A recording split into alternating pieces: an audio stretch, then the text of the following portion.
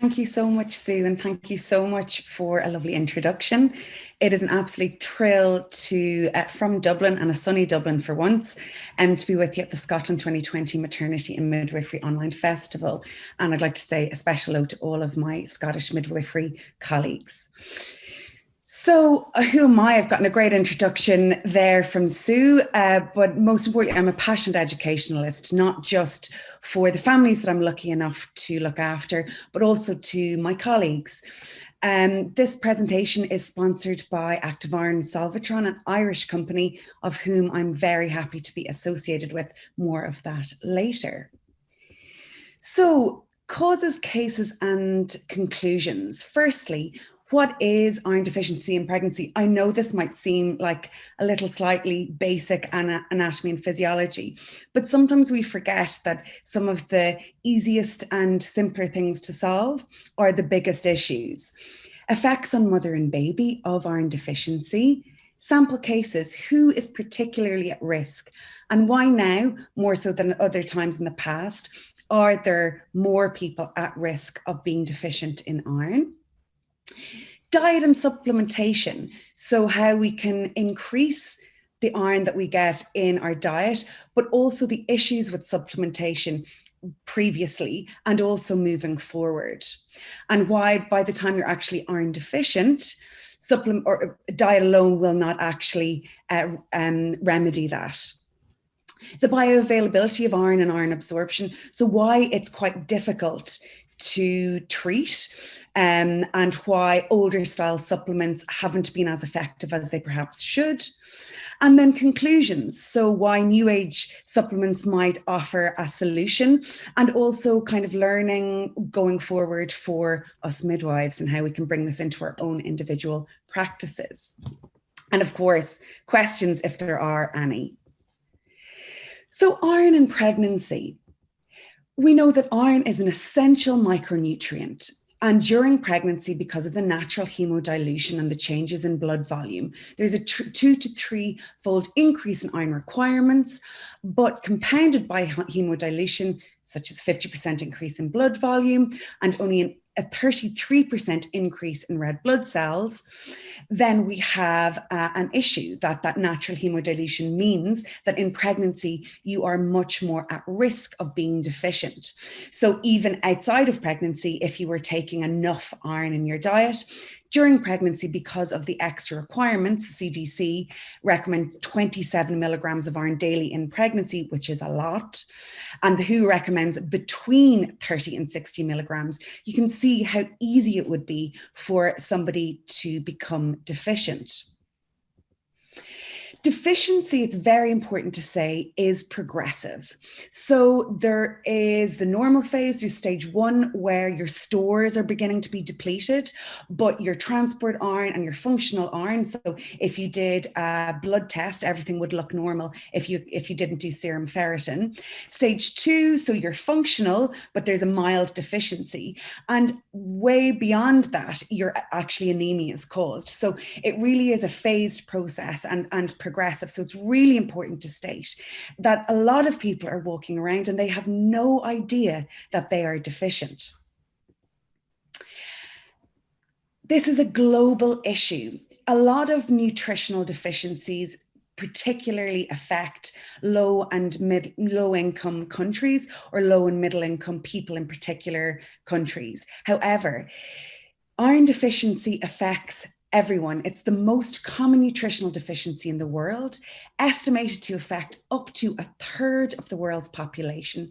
And that includes 800 million women and infants, so it's massive.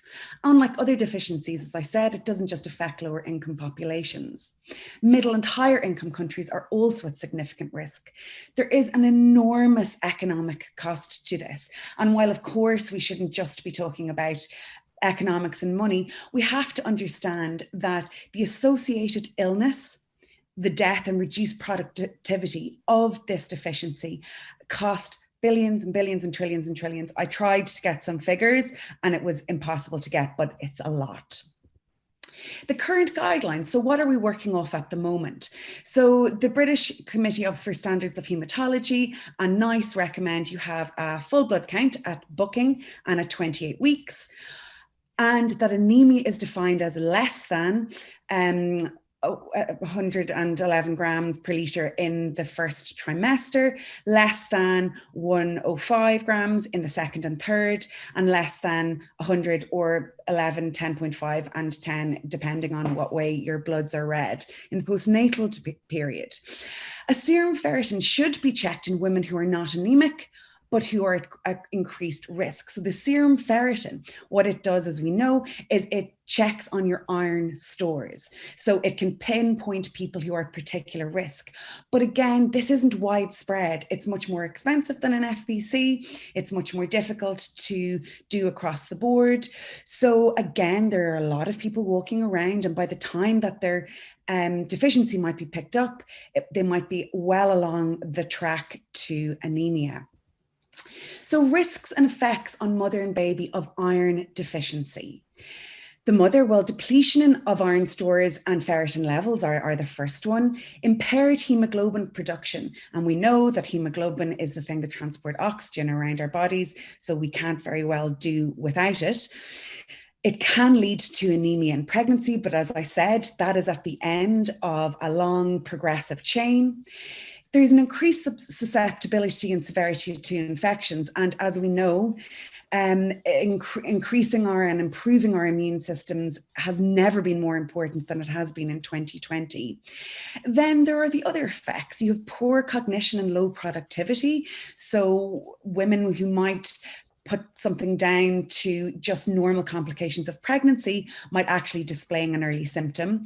And then the really, really bad ones, we have a hugely increased risk of maternal mortality and morbidity. We have fatigue, shortness of breath, palpitations, and then also depression, low mood, and irritability. And again, these things can have different causes.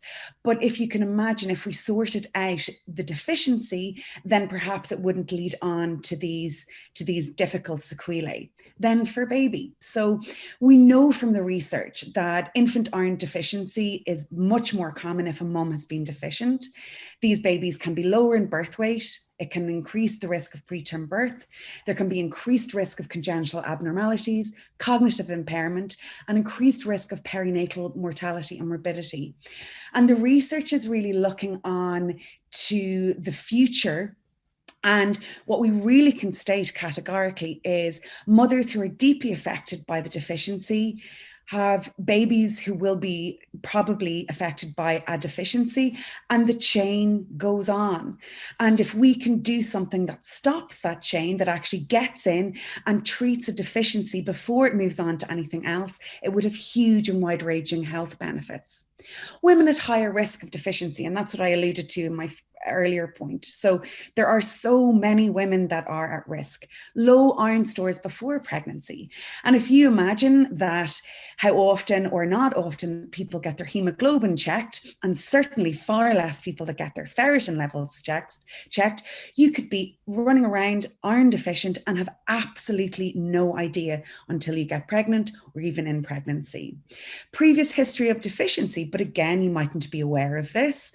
And then, of course, pre-existing blood conditions such as sickle cell and thalassemia. If you're a young mum, so below 20 years of age, a gut disorder, so irritable bowel or celiac, for example, or a previous history of an eating disorder. And that also means that your eating disorder doesn't have to be active or active in pregnancy for you to have a chronic deficiency. Restricted diet, so those of us who are on a vegetarian, vegan, or even a diet that you just don't have a lot of red meat, or a diet where you don't just like eating a lot of iron-rich foods. And this is the problem with the deficiency. So we'll look at a few cases. Case 1, and these would be very typical from my practice, and I'm sure yours too. So 18 years old, first pregnancy, as we know with some teenage primogravids, their diets sometimes aren't great, and it can be harder to get them to see nutritional advice and to seek nutritional advice, and that can be quite challenging, I found, certainly in my own practice. Case 2, an older primogravid, multigravid, fourth baby, but a very short period of time between this pregnancy and her last. And this mum is vegetarian, so she would really be at risk. Case 3, 30 years old and a multiple pregnancy. And again, a short time between her first baby and her twins. And case 4, 26 years old, first pregnancy and a history of previous iron deficiency and also a restricted diet. We also have to be aware that a lot of people might be reluctant to admit that their diets aren't that great. So there's a huge, I suppose, thing that we have to do as midwives to try and break down those barriers. And it's one of the things I can find quite challenging in my own practice, to really get people to trust you, particularly if you have a heavy caseload, and particularly if you don't get, as we are at the moment with COVID, that you're getting to see the women under your care a lot less than you would, and appointments are very, very short. So what can we do? Well, diet and supplementation. We know, though, that deficiency itself presents significant problems. More and more people are on restricted diets. And this, again, to highlight, and this is, a real take-home point. Once a pregnant woman is deficient, diet alone will not replenish her levels to normal. And that's really important to say. So if they go into their pregnancy deficient or develop a deficiency while pregnant, then there is a problem.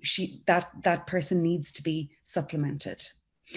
Ferritin stores will be exhausted, and women may become deficient in between their booking bloods and the recheck. And we think there's a long, long time between 12-week or 12 to 14-week early bloods and then the recheck at 28 weeks. And unless they say that they're concerned, then it might go unchecked and therefore far more difficult to treat. So supplementation. So traditional supplements, what's good about them? They're low cost, they're readily available, but they have huge side effects and problems. Huge gastrointestinal issues, constipation, and that can lead to people being non-compliant. And we can understand that. There are also a lot of normal problems in pregnancy that they can really, really exacerbate. And when the women that we look after have so much information fired at them, it can be very difficult for them to know what are the most important bits. So it's also important to say that not all supplements are created equally. So some quote unquote iron supplements have a negligible iron content. So for example, supplements that are in liquid form, they tend to have a very, very small bioavailability. So while somebody might think that they're helping, they're actually not making any positive difference at all. We also need to understand the difference between iron compound and elemental iron. In simple amounts, what it says on the packet mightn't actually bear any resemblance to what's actually available for our biology to absorb. And iron is absorbed via carrier mechanism, so the DMT1 carrier mechanism, so right down in the duodenum. And if you imagine, if you take a normal traditional iron supplement, by the time it actually reaches the duodenum, it has irritated the stomach lining a lot, but there isn't actually a lot of iron for you to take in, and therefore you're given a huge amount, which is going to increase your gastrointestinal discomfort. So it really is cyclical. What makes active iron different? So active iron is clinically proven to be better absorbed, and by a factor of 2, which is incredible compared to standard ferrous sulfate. The active iron formulation, so it's covered in a whey protein, and its little biospheres basically aren't actually absorbed until the supplement is right down into the duodenum. This avoids all of the irritation of the stomach and improves both tolerability and compliance. Active iron user studies show 9 out of 10 users, so 90%, report no side effects compared to 1 out of 10 with ferrous sulfate. So that's quite an incredible difference. Just to say as well that if you log on to this website, that you can avail of a free supplement. And I always think the proof is in the pudding. And so can some of your clients as well. So I'm really, really proud to be associated with Active Iron because I know it works and I know that it can make a significant difference.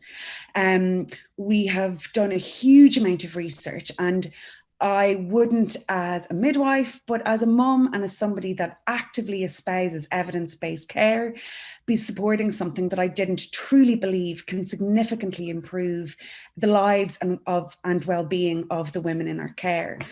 I think it's also so important to say that we need to move past, as midwives, we're the expert in normality. We need to move to a place where we're actively trying to improve wellness in everybody, and everybody deserves to have the best pregnancy possible. And a huge part of that has to be an absence of deficiencies and not just retroactively treating things that by taking perhaps a small dose supplement long before that you could help. And I wrote an article on this that was actually printed in the British Journal of Midwifery as a supplement on the proactive treatment of iron deficiency in pregnancy to prevent anemia.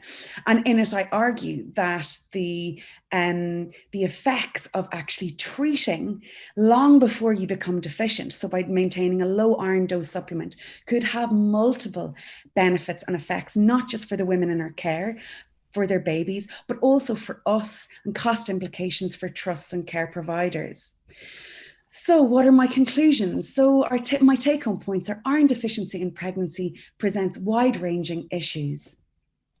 More guidance and information for women needs to be offered on diets and supplementation. That's only increased in its challenges because of COVID, of course. More research on the cost effectiveness of different supplements. And why do I say this? Well, although the cost might be low of older generation supplements, if people aren't going to be compliant and take them, and then in effect you need to treat a much more advanced deficiency leading to anemia, we know that the treatment of those is difficult. We know that it can be quite dangerous. So to, in effect, stop all of that would, of course, make, I suppose, everybody's life a lot better and a lot easier. Early intervention to include maintenance of iron levels throughout pregnancy. So wouldn't it be great that if all of the women in our care were able to get accurate nutritional advice that was easily accessible? Although it's there, it can be hard to get people to engage. I think this is something that we need to work on as midwives moving forward. And of course, as always, women-centered care and family-centered care needs to be at the core of all of our practice. We need to provide a holistic approach to supplementation, and we need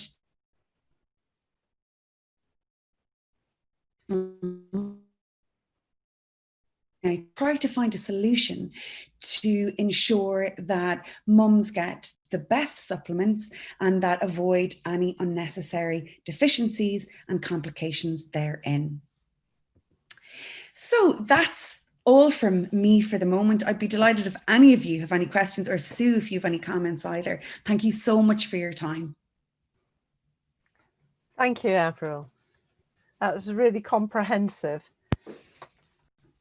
And it's good to get the overview of all the issues that you can face as a midwife when you're seeing women in the clinic, for example, or if they're coming to you thinking about getting pregnant, for example.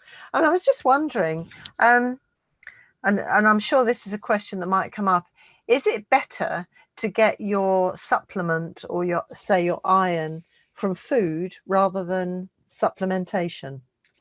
So, the ideal is always that you would have a diet that would be rich enough in iron, but just to kind of put it into, I suppose you would need to eat like 9 cups of spinach.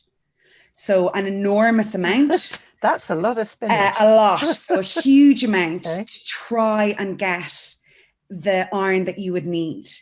So it can actually be very challenging for someone. And if you think as well, Sue, you know, we're looking at people that have hyperemesis, we're looking at people that have previous gastrointestinal issues.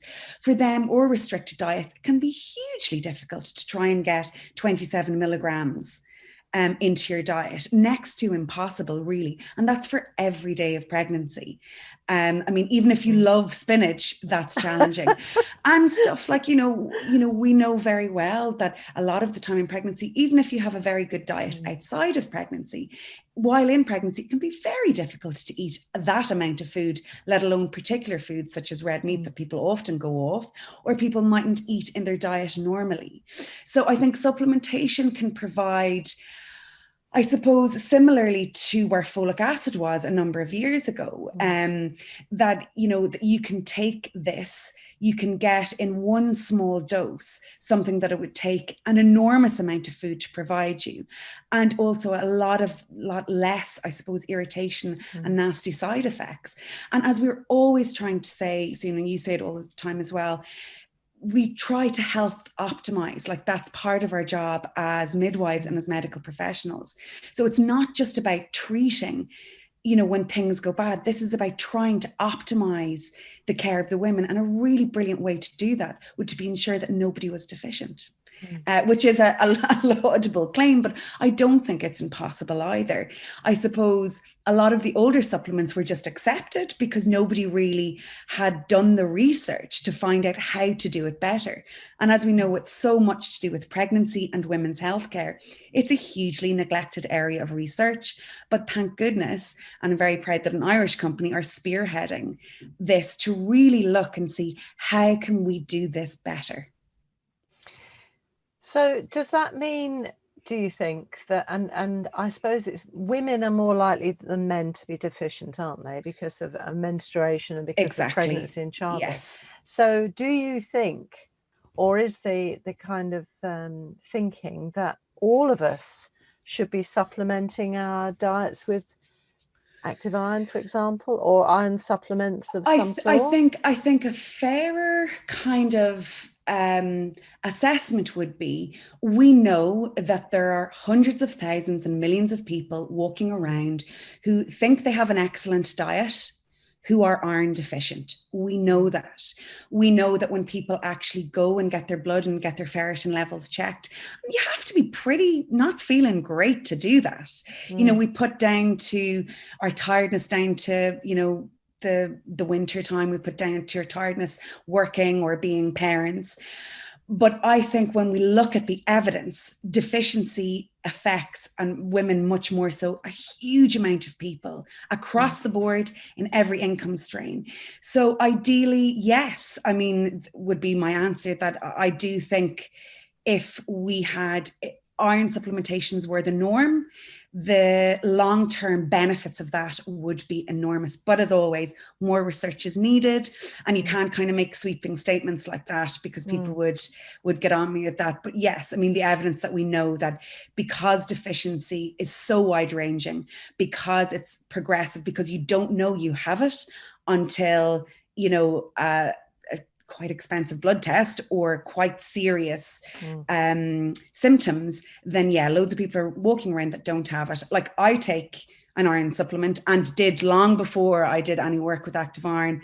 And how I found active iron is I took it when I was pregnant, and I really, really liked it. And I started recommending it to the people that I worked with, the families that I worked with, and all of them had only good things to say about it. And therefore I did, as you know, all of my own research. And that's why I'm very proud to be associated with them. But we need to get better, I think, across the board at health optimization, not just in, you know, and really put women in pregnancy at the forefront of that. They're a very neglected group. I suppose what's in my mind is, as a society, we tend to think about an easy answer, and it might be, and I'm sure that there may be midwives or students watching this thinking, oh, I feel a bit tired, I might be a bit anemic, perhaps I need this, instead maybe of looking quite holistically at diet and then thinking, well, I'm a vegetarian, therefore and I don't like eating, you know, certain things maybe I need to supplement, or, you know, I'm not a vegetarian, but I don't eat a lot of red meat, therefore I might need it. It's kind of getting people to think a bit beyond, so they don't just pop pills. Exactly. And we always need to think holistically in all of this. Always, it is better to get things from your diet. But when you need quite a lot of something, it's very challenging to actually absorb the amount of iron that you need from a diet, and even more challenging if you have any sort of restriction in your diet. And also we have to look at, you know, people are now being advised to eat less red meat or eat, you know, and so the advice can be very conflicting. And I wouldn't advise anyone, and I'm not, you know, trying to encourage pill popping by any manner of means. But I do think that having something that has lots of benefits isn't going to cause the old style irritation that it used to, and could help prevent much nastier treatments for advanced deficiency, can only be looked at as a positive. And that's a good, I think it's a good, oh no, we have a good question coming from Donna. Thank you, Donna, saying one good thing that's come out of COVID-19 is our trust now give a ferritin test to every mum's booking.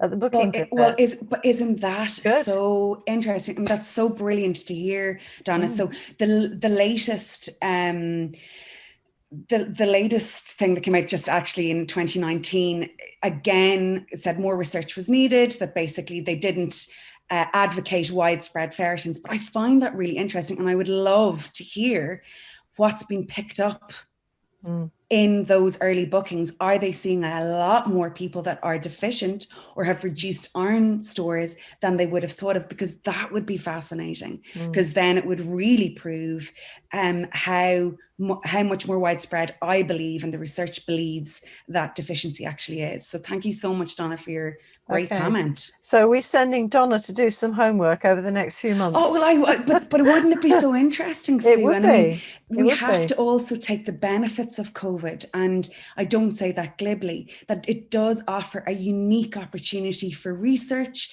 for innovation, and to really make significant changes that otherwise, if you'd suggested that in 2019, that you would give it an expensive blood test to every single mother at booking, you would have been told absolutely not. So there is innovation there, and there is space to improve the care for the women we provide, and that's ultimately what we're all trying to work toward. And I think that's a beautiful way to bring it through. Thank you so much, Avril.